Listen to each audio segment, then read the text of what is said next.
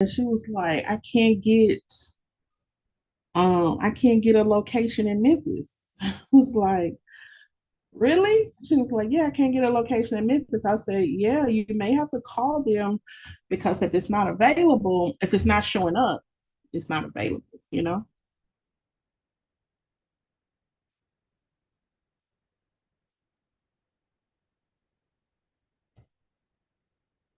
Yeah. So just doing that.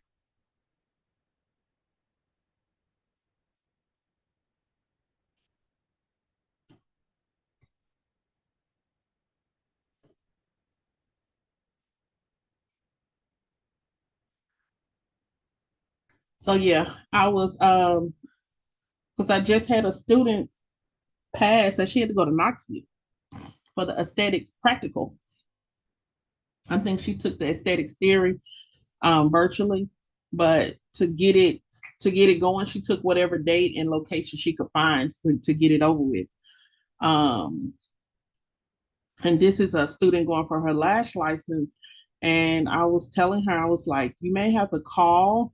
Um, I know they have reduced some locations, but based on you wanting to take your test like tomorrow, it may be certain places available and then it may not be certain places available. So I would just kind of play with some dates when you guys get ready to go in and just really with yourself say, okay, when am I ready? I want to be my goal is to be licensed within 30 days. Here's the put that in because it gives you a window. It gives you like a 2 week window to choose from. And some of our students have had to make the drive because it wasn't testing availability in Memphis. And yes, they do have remote testing where you could test at home on your computer or whatever. But remember, you still got to have monitors to watch you. So even if they don't have any monitors available, they're not going to put those times available. So be wise, be wise. Try not to wait too long because it may be a longer stretch. And you want to go when information's fresh. And so just some of those tips we'll be going over as we get back into the building. Um, and Mississippi doesn't have the remote, so you will have to go into the building for testing. And we're gonna do that whole rundown because I got half a class testing in Mississippi and the other class that's gonna test in Tennessee. But either way, it's gonna be amazing. All right. Welcome, welcome, welcome. All right, I think we left off on number 39. This is yeah. Let me go back up to, I remember that. Yeah, we left out on our number 40. So we'll pick up at 41, right? And like we always do, I do a page and then I break the page up to the other individuals who are on these state board preps. Are recorded so you can go back on and just take a look. There's good study material for you. And so they're available on our YouTube, DCI Education Group. All right. So we'll start at number 40. Okay, 41. It says, what process removes hair from the bottom of the follicle by breaking contact between the bulb and the papilla? Okay. For those waxers out there, when you're explaining this, or even one day you're teaching a wax class, or you're trying to explain somebody about the best type of hair removal process, let's take this question and break it down. The process, what process removes hair from the bottom of the follicle by breaking contact between the bulb and the papilla? So the bulb and the papilla is connected. Okay. So what process removes hair from the bottom of the follicle by breaking contact, breaking up their relationship between the bulb and the papilla? Is it epilation, depilation, reduction, or electrolysis? Okay.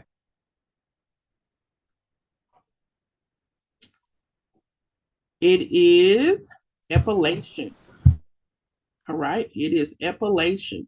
And you may say, Ms. Cox, okay, this is something I may need to go and check out. Yeah, because you have about 11% for those testing in Tennessee. You have 11% of your tests, 11-12% is going to be hair removal. Okay. And epilation describes the removal of body hair, including hair roots, by means of mechanical device, tweezer, or wax. All right. And so that means you're pulling it all the way out. All right. Epilation. So I want you to keep that in your notes.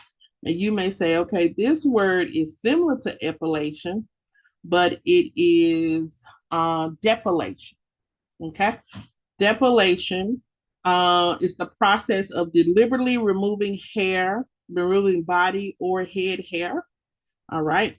And when you look at depilation, you're looking at things like shaving.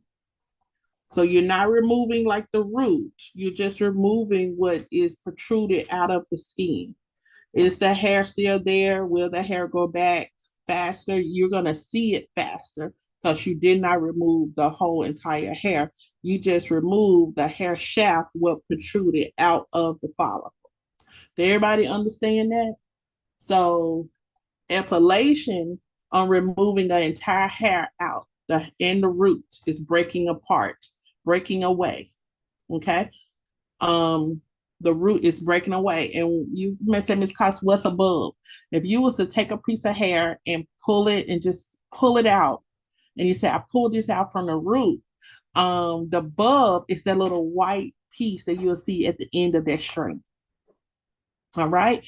When you see that, you'll say, hey, that root was still good. It was still alive. All right. So it was still taking nutrients in, therefore it will still grow. So what process removes that is going to be epilation. Tweezing, remove the entire strain. Waxing, remove the entire strain. Okay. Depilation is going to be shaving. It is not going to remove the entire strain. Okay. And depilation may also include products that are chemical softeners for the skin and hair. All right. And so such things such as Nair and things of that nature. Okay. Reduction is thrown in there to kind of throw you off a little bit. And then you have electrolysis, mechanical use of retarding that hair, like killing that bulb, so hair doesn't grow there again. So you won't see hair there again. It will also now move into laser category if you're going to talk about electrolysis. So I want everybody to have that understanding between epilation and depilation. Okay. Shaving creams, Nair, Magic. Your granddad used to use Magic, and I love that smell, but I know some people don't like it. I've seen hilariously, y'all, I've seen people use Magic on their hairlines so their hair can go back so they can wear their lace wigs. I've seen that. It's ridiculous. But as long as you guys know the difference between epilation and depilation, let me give you a quiz real quick in the chat. Give me an E or give me a D in the chat. This hair removal process includes creams, the use of creams. This hair removal process includes the use of creams.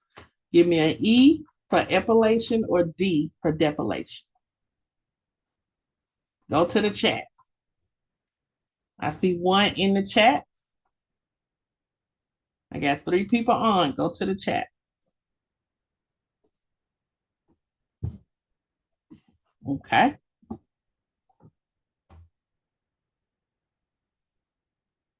Jamal, what you say? E or D? All right. The correct answer is D, depilation. Depilation is razoring and use of creams, such as Nair or Magic shaving cream. And then you have epilation. Epilation is going to be waxing and tweezing. Okay. They're going to remove the entire hair follicle, the entire hair root out, and with the bulb attached. All right. So that's 41. 41, 41. That was good. 42. Estheticians can cut their service time in half by learning the technique known as speed, is it waxing, sugaring, depilation, or electrolysis. Okay. It is going to be a waxing. Speed waxing is a thing. Okay. 43. What technique is characterized by the FDA and the AMA as permanent hair removal? Is it electrolysis, laser hair removal, intense pulse light, that's a laser, or depilation? Okay. Um, Electrolysis is like a needle that goes, that's a mechanical, electrical device. The needle goes, inserts into the pore. We call it the follicle when it's underneath, and it retards. It pretty much gives a little shock that kills that hair root that it doesn't grow back again. And you would stick that inside of each pore. Okay. Estheticians are not licensed or certified to do that in Tennessee. If you would like to do that in Tennessee, you have to contact the health department. Okay. So the health department will regulate that along with microblading and tattooing. All right. Um, Tennessee also can give you, Tennessee State Board of Cosmetology can also give you some information of where to go. But there are advanced training. So really you go get your certification and training, and then you bring it, back and get certified and things of that nature. Get your paperwork. Laser hair removal and IPL, same thing. And then there's depilation. We just noticed that depilation is with creams and things of that nature. So it is not permanent. Depilation is not permanent. That hair, we will see it faster. So 43 is going to be A. 43 is going to be A. 44. A client that would likely benefit the most from laser hair removal would be a client with pale skin and dark hair, light brown skin with dark hair, dark brown skin and gray hair, or pale skin with gray hair. This is good. Okay. 44. A client that would likely benefit the most from laser hair removal. Y'all, it says a pale client with dark hair. That's your ultimate client for laser hair removal. Okay. Here's the thing. People of all Fitzpatricks can get laser hair removed. IPLs, intense pulse light, you have to be careful because a lot of people will say they're teaching IPL, and they do teach it, but some things they don't share is what skin type, Fitzpatrick skin type, is it suitable for? Okay. Intense pulse light is just like a photo that you cut your flash on, and you take that laser and go across that skin, and it sends a flash when it zaps. Intense pulse light. Okay. You can, sometimes people say it feels funny, it irritates, or it gives a little sting or something of that nature. I think the more technology, the more smarter the machines is starting to be less of a feeling. Okay. So some people don't even feel it. They may feel heat, just a little tickle or something, or they may not feel anything at all. But that goes with the more sophisticated the machines are, the better of the outcome and response that you're going to get from your clients. But IPLs fall into that laser category, but they're not suggested for people of color. And the reason why, it's a lot of places teach people of color IPL. And I'm always like, I'm not hating or nothing, but I'm like, why we're not teaching this other form of, there's other types of waxing when it comes to these Fitzpatricks. You are not waxing, but other forms of laser techniques when it comes to these Fitzpatricks. So what happens, that intense light goes and breaks up the melanin. Okay. So now we have spotted spots and melanin, the skin texture, the skin tone is not even. Okay. So please be careful with IPLs. And IPLs are preferably for Fitzpatrick 1, 2, and 3. Do y'all understand what I'm saying? And even the question relates, it says the client, the best client that benefits from it is someone with pale skin. Why? They already have a light skin. The light is not breaking up any melanin. But the higher you go on a Fitzpatrick scale and you choose to use an IPL, it can break up the melanin and that person's skin tone, not talking texture, anything. The skin tone now starts to be imbalanced. All right. And so that's something we have to definitely check on.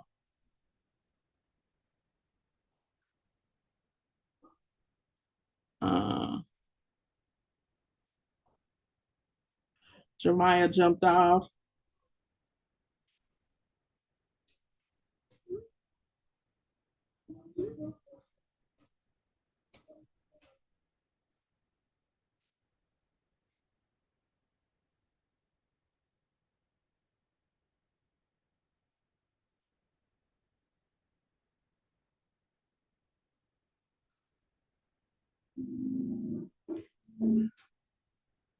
Hold on, let me see if I get her back on.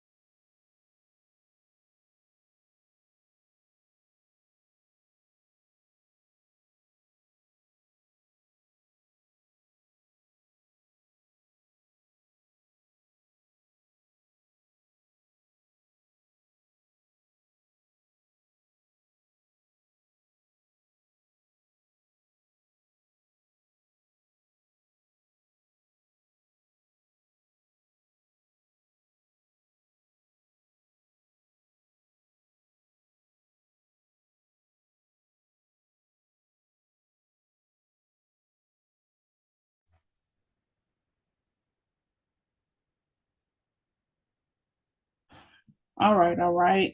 Okay, Jamal, you back? I am. I don't know. It was saying like it couldn't connect or something, like an error, and it logged me out. Oh wow. Probably the Wi-Fi strength or Yeah, something. that's You what know, I they be thought. doing So stuff with these towers. But we jumped on number 44. And the client that would benefit the most from laser hair removal would be a client with pale skin and dark hair. And here's the thing, guys, pale skin, light skin, dark hair, you can see the hair. So you're not running that laser over an area, um, trying to figure out if hair is over there. Sometimes people can have light hair and you don't know where the hair is. That's another reason why in waxing we use the powder, because it lifts the hair and shows you exactly where the hair is. But yeah, anytime you guys are going for advanced training and say, hey, I want to get into lasers, we know about IPLs, but if they're not sharing anything on top of IPLs, and you know your clientele is melanin based, you need to go up to the next type of lasering, or the best technology that prevents you from having hyperpigmentation or hypopigmentation spots for your client. Because even though right now it may get rid of the hair, but what happens 3 months down the road when the client is saying, my skin color has started to shift a little bit. Okay. And that's just what happens. That impulse light just goes in, goes deep, and breaks up that melanin. So although it gets the hair, it's like an uncontrolled light. 44, 45. Removal strips are used in both. Is it hard waxing and soft waxing? Is it soft waxing and spatula applied sugaring? Is it soft waxing and hand applied sugaring? Or is it hard waxing and spatula applied sugaring? Okay. Removal strips are used in both B. All right. Both in B. That's soft waxing, of course, and spatula applied sugaring. Some people think with sugaring, you have to do your traditional just with your fingers, okay, and the ball and apply it. It's great to learn that technique, but you also can take the sugar and apply it like wax, okay. To me, I don't know if you guys have done sugar before. Sugar hurt. That's just me, and I'm not a pain person. I don't like pain. It used to be where I could stand a lot. I just gotten older. I don't like pain. So underarm waxing is a pain for me. Okay. And I got to go through that soon. Uh, all the other waxing areas, I could get her done. Okay. But sugaring, and I tried it on my arm, and it may have been just me doing it. It's a no go. Okay. But 45 is B. So even if you want to offer something alternative, you can't offer the sugaring. All right. And but you can apply it with a small spatula and use a strip to remove it as well. And sometimes people just would maneuver the spatula like you were maneuvering your fingers to remove the wax. And people do call that speed sugaring as well. 46. Before the waxing process begins, blank should be removed to prevent irritation. Is it makeup, pre-wax oil, gloves, or spray cleaner? Think about it. Before the waxing process begins, blank should be removed to prevent irritation. Makeup, pre-wax oil, gloves, or spray cleanser. So let's see what we got. And of course, what do y'all think? It is, drum roll, please. Da, da, da, da, da, da. Makeup. Okay? Makeup, makeup, makeup. Before waxing process begins, makeup should be removed to prevent irritation. You want to clean the area, y'all. Okay? You want to clean the area. 47. Hard wax should be applied in a layer that blank. Okay? Is it a layer that is as thin as possible, leaves the tips of the hair visible? is the thickness of a nickel or is between 1 to 2 inches thick. Woo. All right. 47. Think about how thick you would apply hard wax. 1 to 2 inches is a lot of wax. We know what happens when we apply it too thin, it breaks. Okay. And then leave the tips of the hair visible. So if we're applying the hard wax and then we leave the tips of the hair visible, how is that possible when the wax goes across the hair? So that thrown out. So 47 is C, the thickness of a nickel, thickness of a nickel. That's C. 48, compared to when they use soft wax, estheticians who are using hard wax do not need to be as concerned about. Is it A, the temperature of the wax? B, the thickness of the wax? C, the direction of hair removal? Or D, the angle of application to the skin? Okay. Compared to when they use soft wax, estheticians who are using hard wax do not need to be as concerned about temperature, thickness, direction, or angle of application. 45 is going to be C, direction of hair removal. Okay. When it comes to soft wax, apply it in the direction of hair growth and you're going to remove it in the opposite direction. When it comes to hard wax, you can apply and remove in either direction. All right. That's the difference. 49. Let me get Jemiah. 50 Amber, 51 Candace. 49 Jemiah. We'll go in that round. Then Amber, then Candace. 49. What client would not be a likely candidate for hard wax treatment?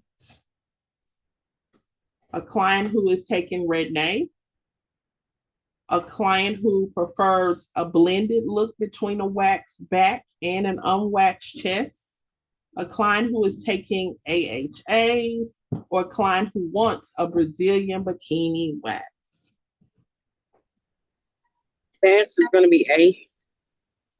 What client would not be a likely candidate for hard wax treatment? Okay. Clients taking Retin-A. Let me see. Let me research my answer.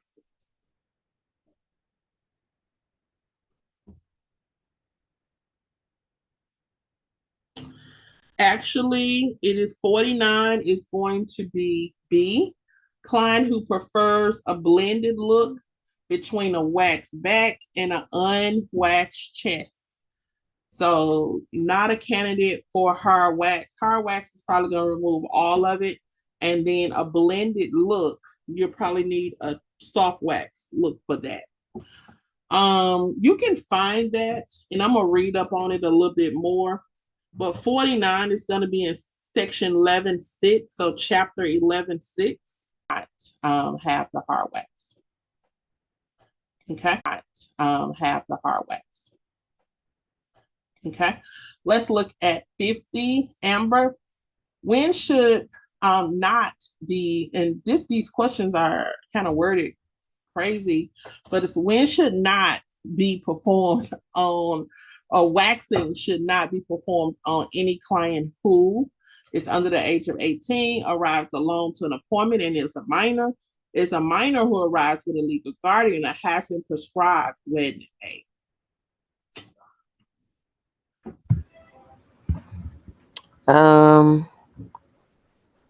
Let me see.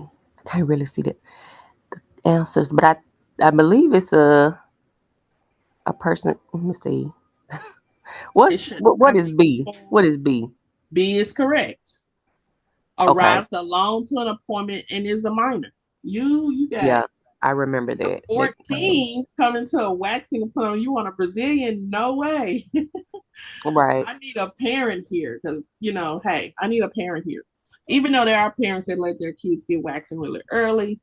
Same with hair color, all kind of services. Remember, there are different cultures. And so just to be safe, and this is America these days, Yeah. we want to have a parent, at least a legal guardian. Okay. 51, Miss Candace, what should be safe for a client to do immediately after a waxing? It's a good one. What should be safe for a client to do immediately after a waxing? Dance at a club, relax in a hot tub, apply scented creams, or sunbathe.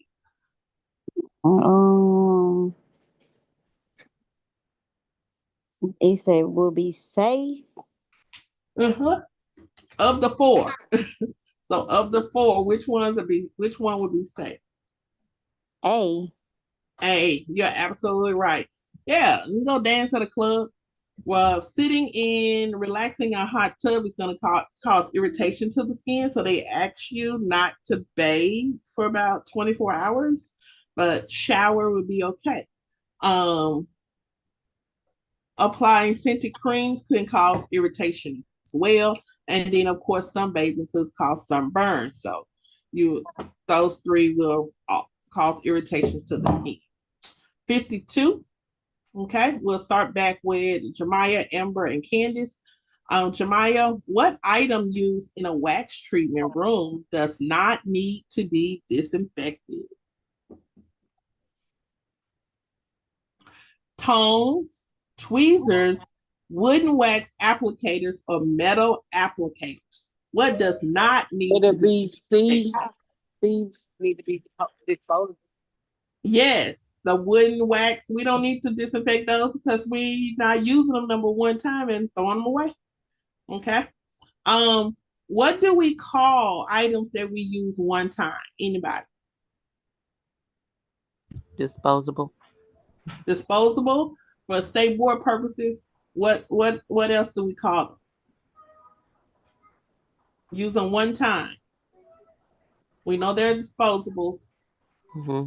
You got a bag. You got 2 bags. You got to put everything in. Oh, okay. Single use. Yeah, go ahead. Single use. Okay, good. All right. So number 53. The gloves used during waxing must not be latex, nitrile, vinyl, or disposable. What was 52? 52 was C. Okay. Yeah, we're not going to disinfect the wooden sticks, just throw them away. And then 53, the gloves used during waxing must not be blank. Latex, nitrile, vinyl, or disposable. What do you think? Is that one on me? Me. Okay. Okay, so it's Ember. All right. The gloves used during waxing must not be latex, nitrile, vinyl, or disposable.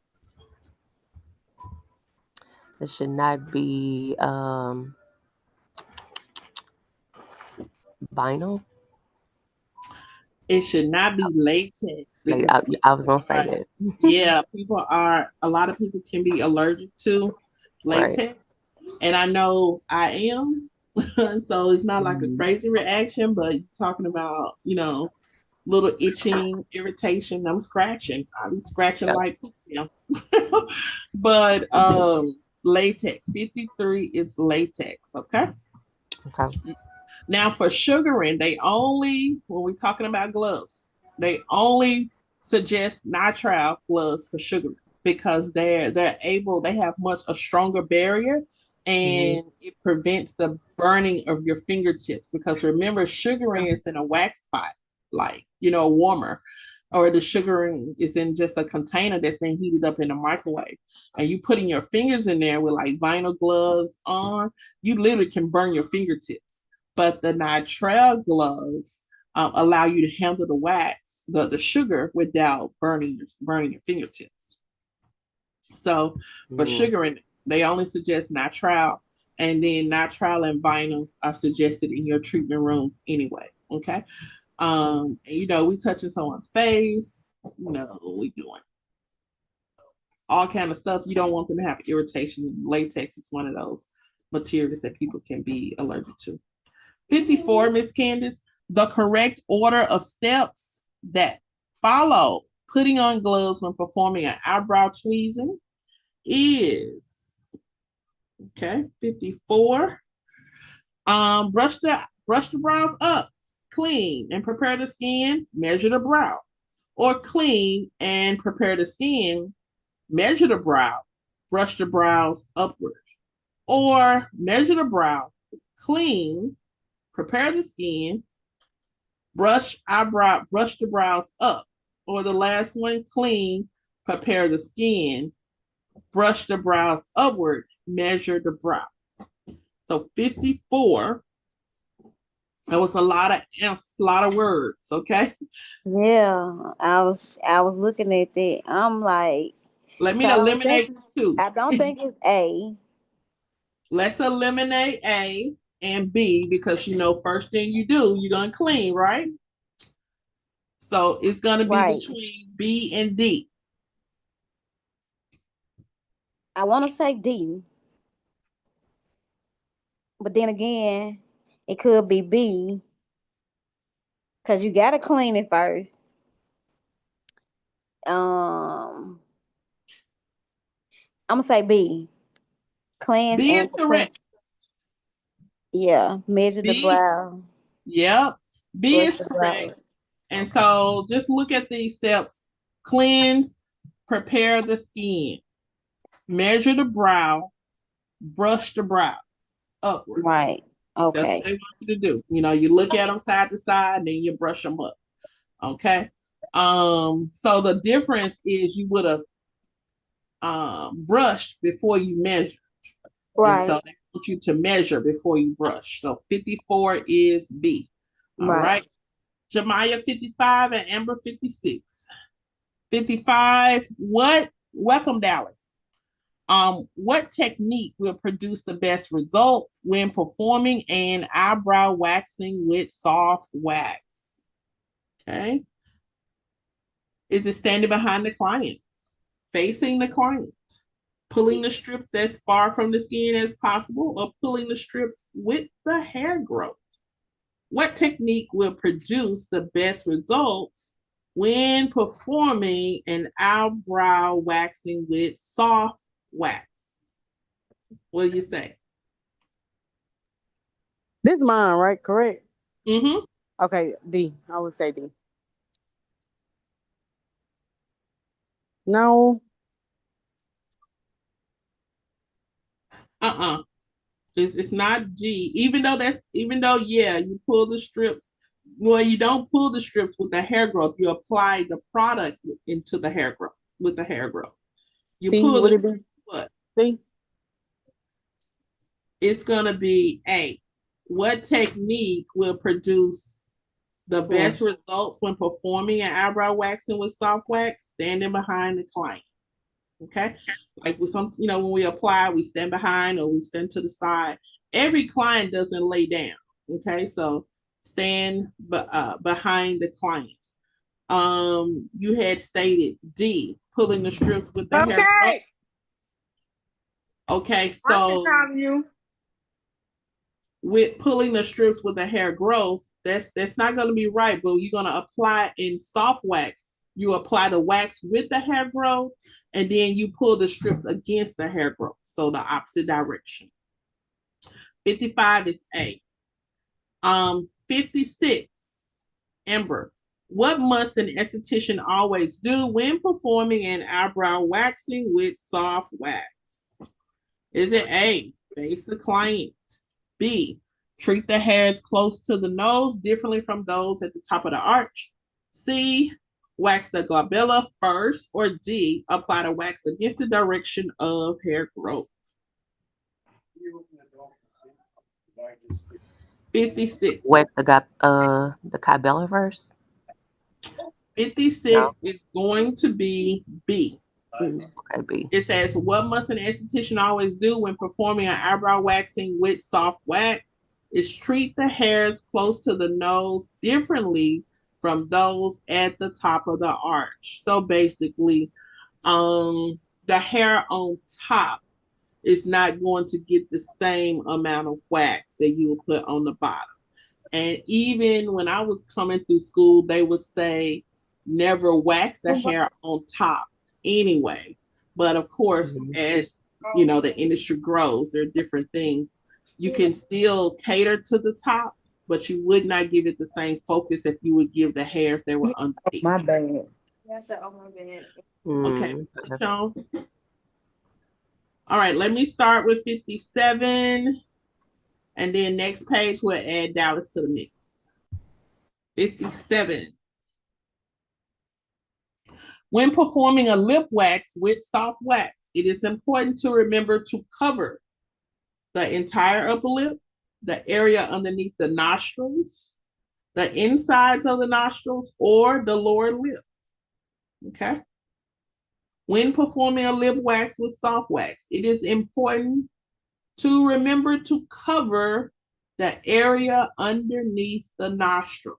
Okay? Because that part can be dark sometimes, you know, because they'll, you know, traditionally like a textbook, they'll do the left, then they'll do the right. All right. But remember, you have to get what's in the middle too. Okay. So that's why sometimes a lip wax is a 3-part, 3-step procedure. You got left, right, and then you do the complete strip across. So make sure we get the hair right under the nostrils. 58. When performing a chin wax, the correct order of steps is to first wax under the jaw, then below the curve of the jawline, then along the jawbone. 3 steps. So 58 is going to be 8. I'm not going to read all of it for your pleasure. So 58 is going to be A. It says, when performing a chin wax, visually, as we talk about it, think about you doing a chin wax. The correct order of steps is first wax under the jaw, then below the curve of the jawline, okay, then along the jawbone. All right, so 58 is A. 59, an aspect of applying soft wax to the axilla that does not generally pertain to hard waxing of the same area is blank. Okay, so when we look at 59, can anybody tell me what the axilla is? Axilla.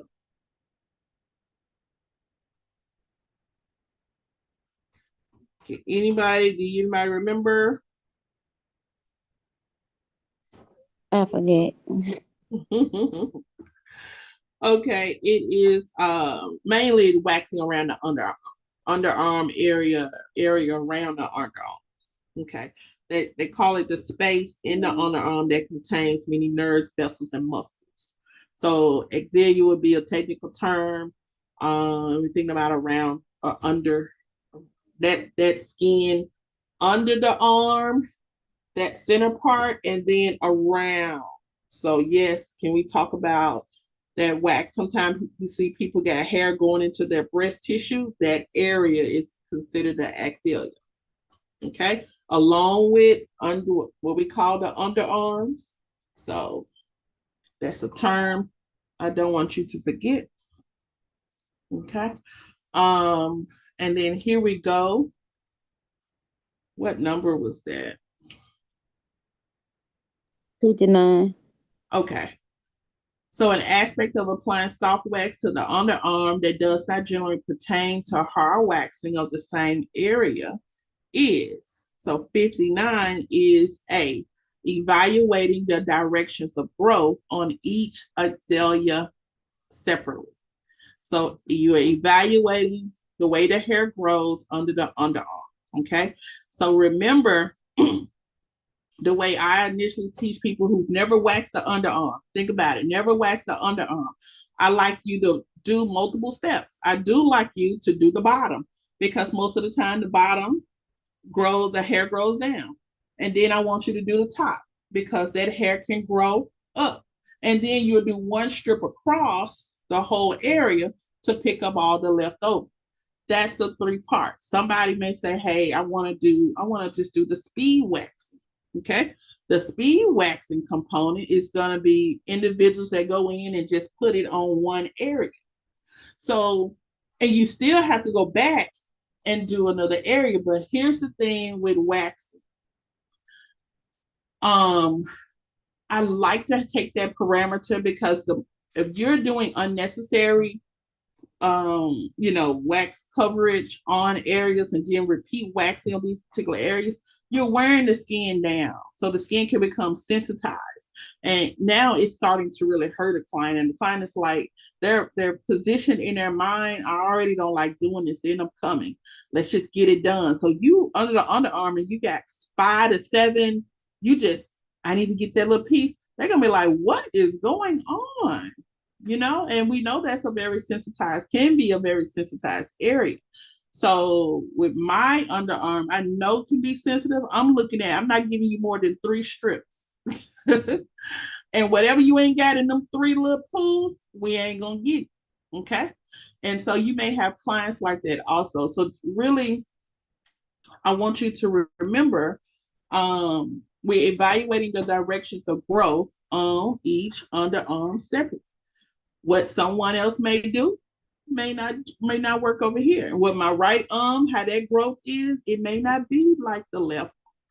Okay.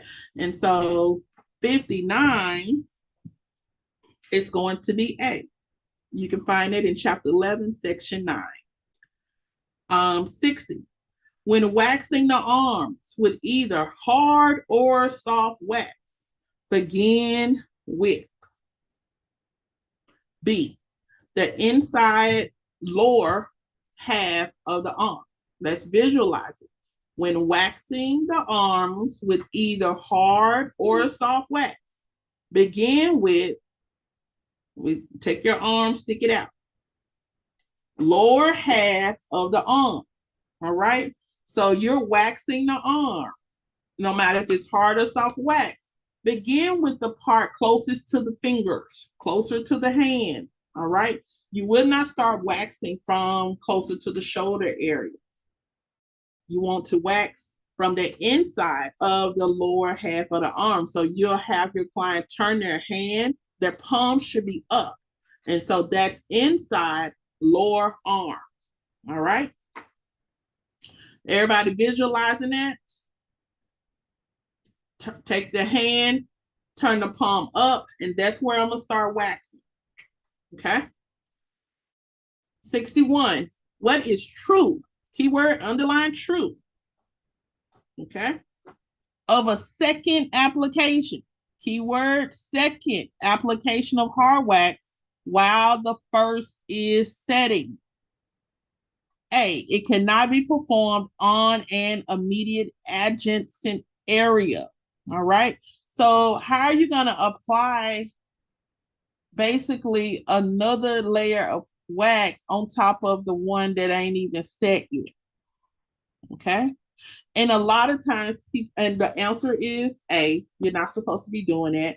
But a lot of times people do it because that initial wax may have been too thin. So remember, hard wax, you're gonna, gotta have something because you gotta be able to pull. So you don't want to spread too thin unless the product, the manufacturer says it's tough even when it's thin. There are manufacturers that say go thin and you can still have the strength to pull without breaking. But 61, what is true of a second application of hard wax while the first is setting, it don't kind of make any sense because usually we let it set before we try to add anything to it. Now, I have seen it where we do add it to make it thicker, to make it pull better, but not while it's still setting. So just kind of use your logic right there. So 61 is A.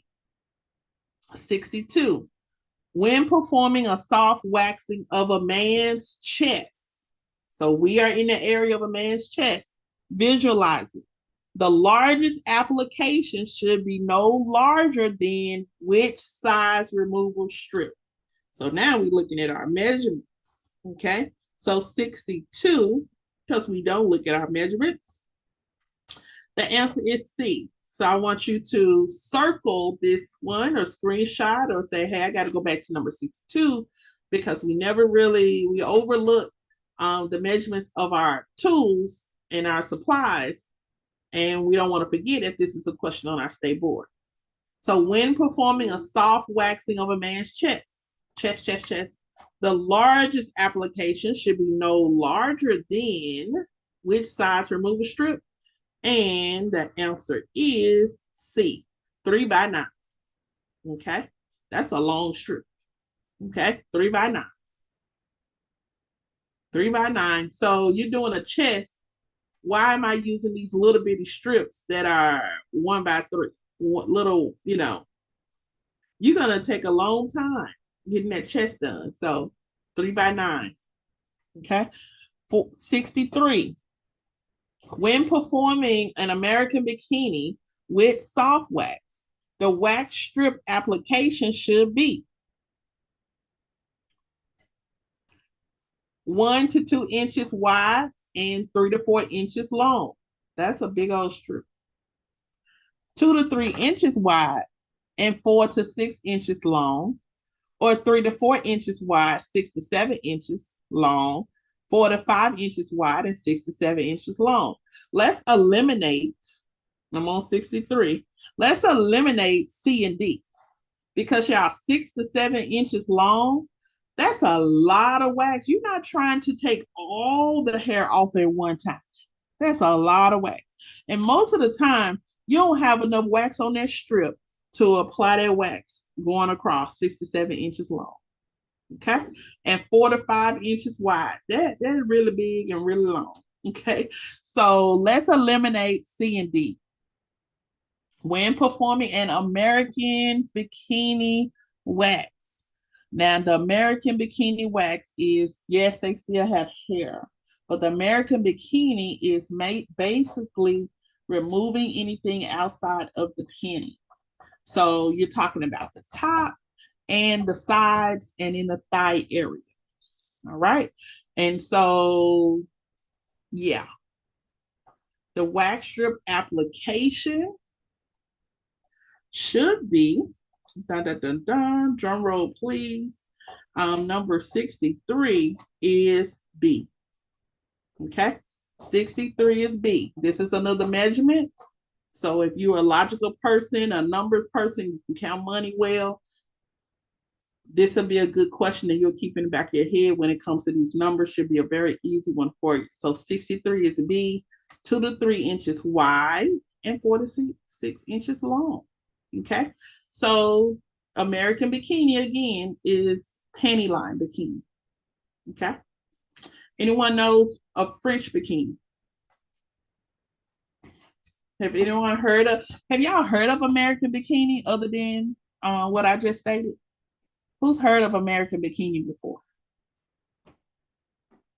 American bikini is just, they got their underwear on and anything that's outside of the underwear is what you will take off. So just a triangle, boom. And you're not doing the back.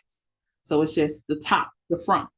And the French bikini is not only do you do the sides and the top, you're going to go in further and leave like a runway. Okay, you're going to leave like a runway, like a little road or whatever. And so that's going, so you will have them, they don't even have to take their panties off. You could just kind of squeeze the panties at the top and it will expose the hair that needs to be removed. And then the Brazilian is going to be taking it all off. Okay. And so you got American, you got French, then you got Brazilian. That would be a good thing to educate your clients on if you are going to go into waxing, is have an example of American, French, and then also Brazilian. And then Brazilian is 2 parts. Okay. You have part one, which is, we call it a partial Brazilian, you're just doing the front. And then you have part two, a full Brazilian, where you're doing the back. Y'all, there should be a separate price for the back. So the Brazilian is a price, more product, more time, more expertise. But then when they want, I think a lot of people get hyped into just waxing, you just choosing one, you just throwing a number out there, you're not dissecting the way it is. That means to me, you're just eating from paycheck to, it means you're taking a skill and you're just doing paycheck to paycheck. Paycheck to paycheck. Okay. And on top of that, we need to make sure that we're putting our stuff in order where we're, for what the work we're doing, we're getting to pay for it. I'm going to do 60. No. 64. Well, we have Jemiah, 65 Ember, 66 Candice, and 67 Dallas. Okay. Well, Dallas, you'll go last with 67.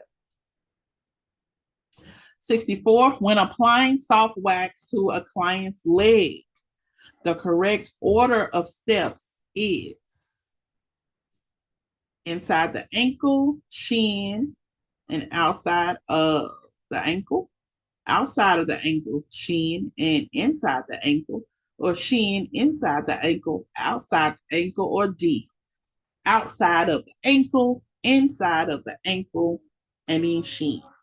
64, I'm not expecting you to particularly know that one.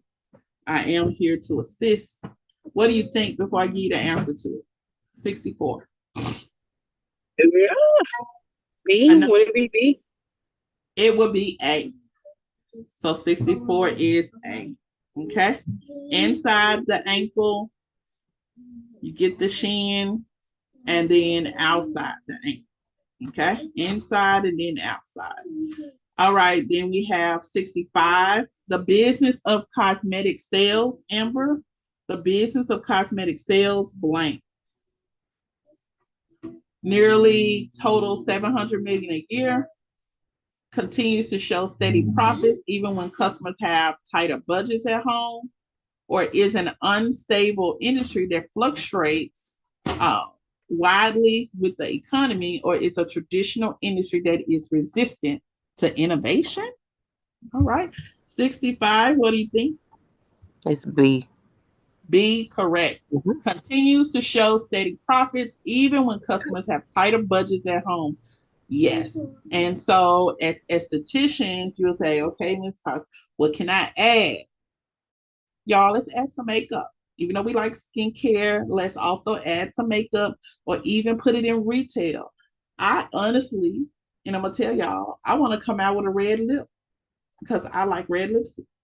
I want to come out of red lip. So it says, even though the people budget tight, they still going to buy makeup. So think about that. If they don't do anything, they're going to buy some cosmetics. So get your skincare products, get your makeup, get your accessories, things that go on. You can start with one or two little things. And your clients, if they in it, and we learned this in COVID, when they can't get to you, they still bought. Okay. Retail went through the roof. They wanted to have what you would normally use on them. Okay. And just like me, they wanted their lip. So we look at Candice 466. What have surveys demonstrated about women who wear makeup?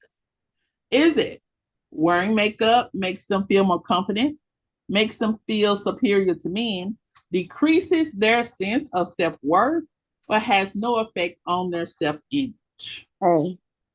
A is absolutely right. Makes them feel more confident. Great. Okay, 67. We have, is it Dallas? Yes. Okay, awesome. In order to stay current, estheticians should check on new products from the makeup industry blank. Okay? Every few weeks, every few days, every few months, or once a year. They say every few weeks.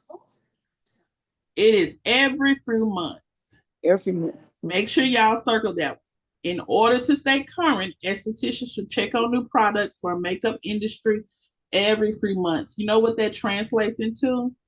Every quarter, every 3 months, you should be trying to find a class, a training, a show to go to, a webinar to take. All right, y'all. Every quarter, say I gotta build my wealth. Okay, and your wealth is going to be your knowledge that you know and what you can bring to the table. And some people will say worth. I say wealth. The more you know, the more money you can make. Okay, and I feel like with your knowledge, you just instantly start making more money. So, and what you will find as estheticians is you will find shows every quarter. Okay, so and when you go to those events, they are tax deductible, y'all. Keep your receipts. Keep your receipts. All right. And so what else do we have? Let's go back to 68. Is it Jemiah, Amber, Candace, and 71 is going to close out with Dallas.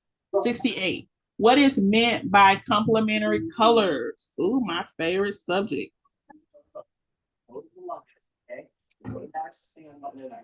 Is it colors that create subtle look? Colors that are next to each other on the color wheel? Colors that complement each other? Or colors that create a dramatic contrast when used next to each other? So like it's like a dark and a light. Like what are they like? What are we doing? Okay. What is meant by complementary colors? 68 is going to be D. Okay. It's going to be D. And colors that create a dramatic contrast. For example, yellow and violet, yellow and purple. Okay, you can say gold and purple. Those are complementary colors. Red and green, blue and orange. Okay, you're like, what? Yeah, they're complementary colors because they're found opposite each other on the color wheel. 69. Here you go, Amber. What does adding white? Now, I have seen this on a test, 69 and 70. If these are your questions, make sure you hold them close to you. What does adding white to a pure hue create? I remember this one. It's tint. Correct. Yeah. Yay. It is tint. Yes. Okay. 70. What does the addition of black to a pure hue create? 70. Candace. Okay. So we know it's not tint because adding white to it creates a tint. But when you add black to something, you are creating a B. Yes, a shade. Y'all so smart. I tell you, you're smart. Good job. All right, Dallas. What does the addition of gray to a pure hue create? Yeah. Okay, we know it's not. Tint, it's not shade. I guess it's tone. Yes, you are absolutely correct. It is tone. Y'all getting it. Y'all are getting it. Mm-hmm. All right, 72. I'm going to take 72. An example of a neutral color is 72. We got green, khaki, black, and white. It's going to be, make sure I'm good, khaki. Yes. So neutral color. And then 73. What must a makeup artist determine in order to determine the skin color of a client? 73. The answer is going to be B. They need to determine the skin tone. What's the tone? Okay. Is it warm? Is it cool? 74. The undertone on a client's skin should be found on the blank. Okay. 74. The undertone of a client's skin should be found on the neck. All right. So looking at the neck is also a reference for you guys to see your client's undertone and select your makeup. 75. What is the most symmetrical ideal face shape? Okay. And it is going to be oval. Okay. That's your average facial shape, oval. 75 is B. 76. Where is the diamond face shape the widest? Okay. Where is the diamond face shape the widest? Okay. The diamond. Think about it. We got a point at the top. The points in the middle are going to be the cheeks, and the point at the bottom is going to be the chin. So 76. Where is the diamond face shape the widest? Heaps. Actually, 76 says, hey, the cheekbones, okay? The cheekbones. 77. The tinted cosmetic that is used to even out skin tone and color, conceal imperfections, and protect the skin is it cake makeup, concealer, foundation, or grease paint? Y'all, it's foundation. Okay. Evens out skin tone. Keyword. Okay. Key phrase. And color. So it's going to give tint. And then conceal imperfections and protect the skin. So there are foundations that do have sunscreen blockers and things like that included. 78, someone who would likely benefit the most from an oil-based foundation will be a client with dry skin. Okay, a client with dry skin. That oil is going to just be saturating and hydrating to their skin. All right, so everybody's foundation is not going to match everybody, but you find something that goes with you. Think about an oily client and then putting an oil-based foundation on. It's just going to sit on top of the skin, may feel heavy also. 79, because of its durability, blank is an excellent choice for bridal makeup. Okay, 79. Is it grease paint, silicone-based products, cake makeup, or water-based products? 79 is B, silicone-based products. Okay, something light. In order to set, okay, 80. 80 is Jemiah. We'll run it. Let's see, how many questions do we have? Oh, we just have 100. We can kill those. We can kill those. Okay. 80 Jemiah, Amber, Candace, and Dallas. All right. So 80, in order to set foundation, blank is used. Concealer, face powder, blush, or highlighter. What do you think?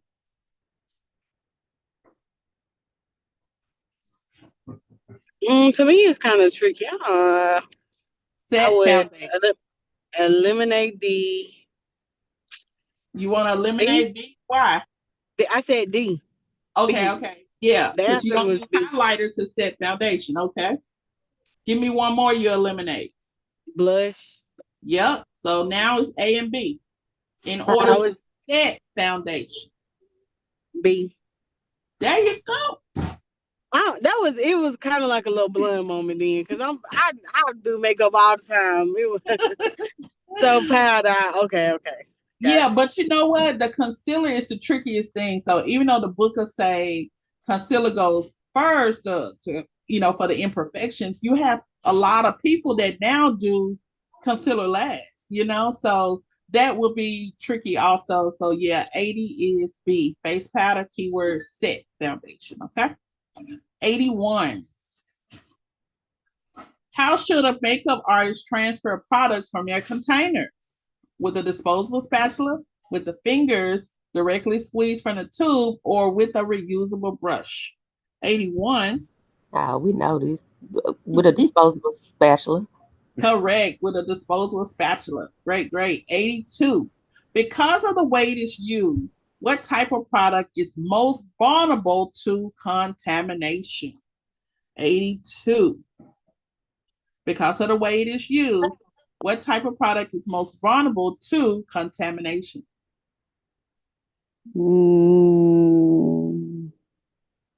Mascara. C. Pencils, testers, mascara, or foundation. Because of the way it is used, what type of product is most vulnerable to contamination? And the answer is going to be testers, because sometimes people put them right on their skin, right on their everywhere. So Right. 82, yeah, 82 is testers. 83, who has that? I think it's Dallas. Yeah. Okay. So the best kind of lighting for makeup application is natural, cool, frontal, overhead. Okay. Is it 83. um is it frontal lighting?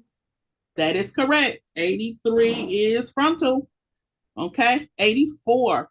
The right color of foundation should be determined by applying foundation color blank on the forehead, between the cheek and jawline, on the side of the nose, or between the chin and the neck. All right. 84. The right color of foundation should be determined by applying foundation color blank. 84. Jemiah, the answer is B, between the cheek and jawline, y'all. 84 is B. The right color foundation should be determined by applying a foundation between the cheek and the jawline. All right. 85. What is the general rule of using face powder? Okay. 85. What is the general rule of using face powder? It cannot be removed once it is applied. The brush must be fully covered with powder in order to apply it evenly on the face. A little goes a long way, or loose and pressed powders cannot be combined. Okay. 85. The general rule of using face powder, and y'all, I know this one, but when I tell you, I do the totally opposite. I said the other day, I'm not buying no powder because I waste too much of it. Okay. So what do y'all think the answer is? C. Who has this one? Is it Candace? I don't know, but I said C.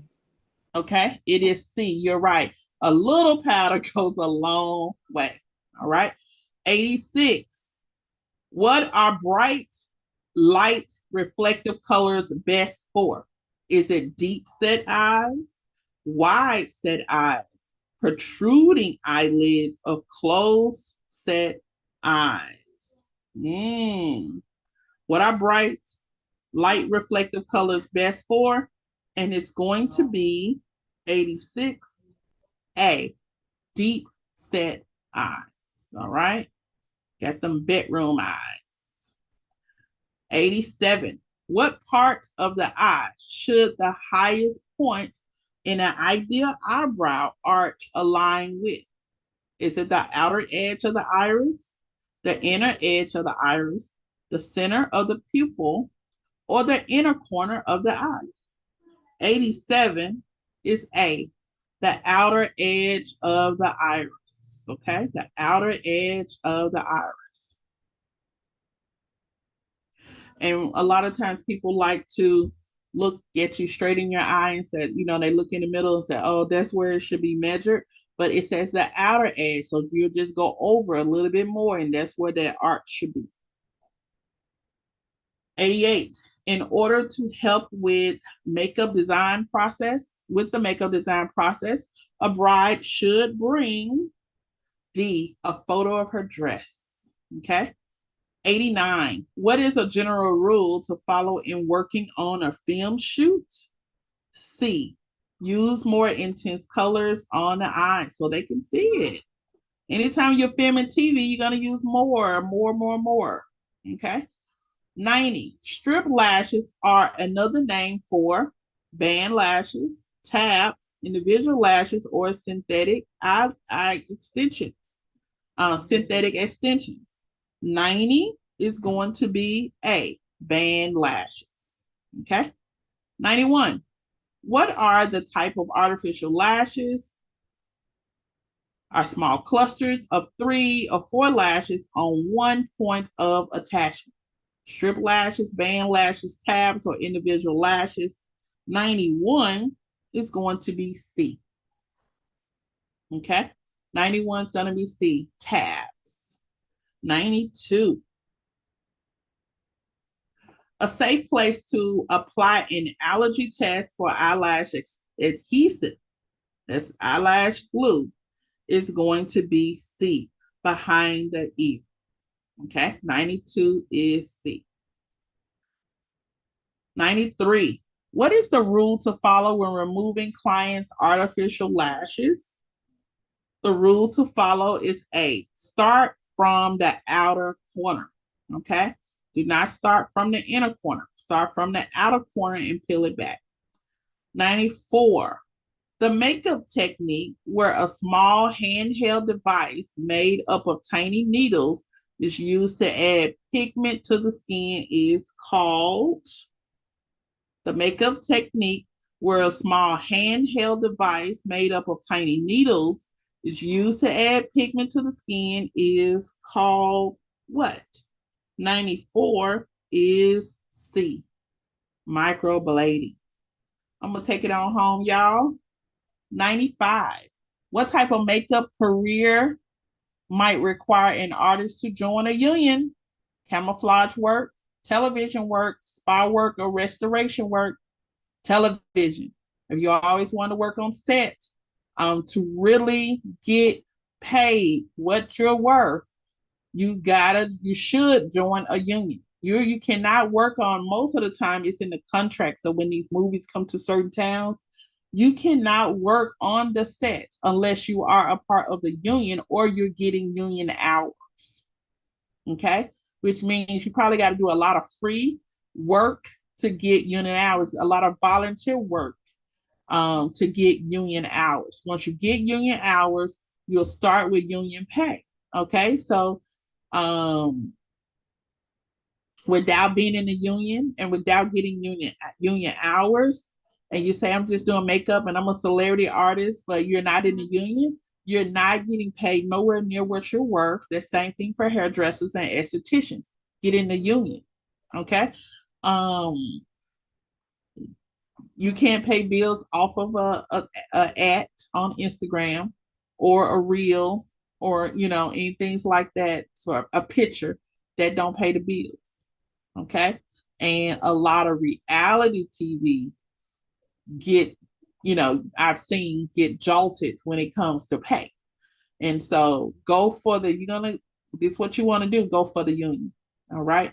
And we'll talk about just say somebody has you in Texas for a photo shoot for 3 days and only pay you $800. That's not going to work because in the union, we're going to get paid per hour. All right. And sometimes when it's overtime, the overtime is $400 to $500. So per hour could be anywhere like $175 an hour. And you're all on set for 3 days and you have a total of 56 hours. You do the math.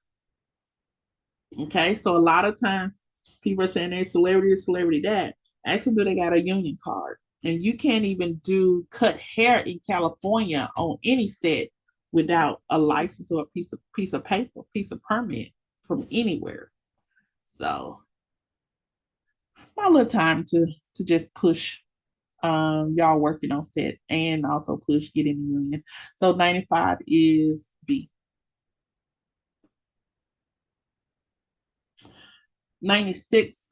Who will a makeup artist who works in restoration art expect to work with? Is it fashion magazines, actors, morticians, or event planners? 96. Restoration is going to be for morticians. All right.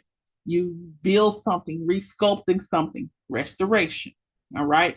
Working at funeral homes. 97. The type of makeup artist who can be expected to travel a lot for work will most likely be, okay, restoration artists, spa makeup artists, salon makeup artists, or freelance makeup artists.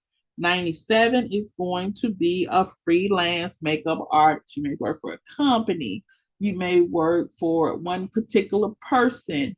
So you may only have one client. And with only having one client, you work and you go wherever this one client goes. Okay, so your life is moved around and your life is this particular client. When working freelance and working for celebrities, 9 times out of 10, they don't want you doing nobody else's makeup. So they should be paying, most of them will pay the cost that you only, or in the contract also, that you only do their makeup. Okay. It's in the contract. So 97 is D. 98. What is the first step in performing a professional makeup application? Is it cleansing the client's face, determining the client's needs, draping the client, or applying the toner? 98 is going to be B. Determining the client's needs. What exactly do the clients need? Okay. 99. How many individual lashes should be applied across the lash band? Here's your numbers again. When performing the service of applying artificial lashes, 99 is going to be D. 99 is going to be D. 5 to 6 lashes. Okay, 5 to 6 artificial lashes.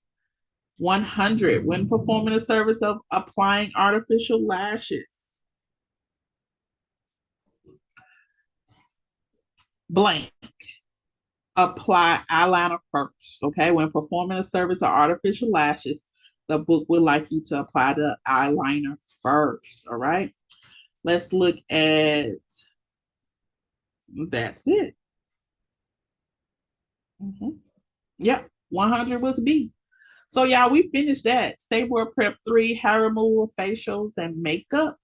I'm gonna do another one for Wednesday, and we'll work on that Wednesday.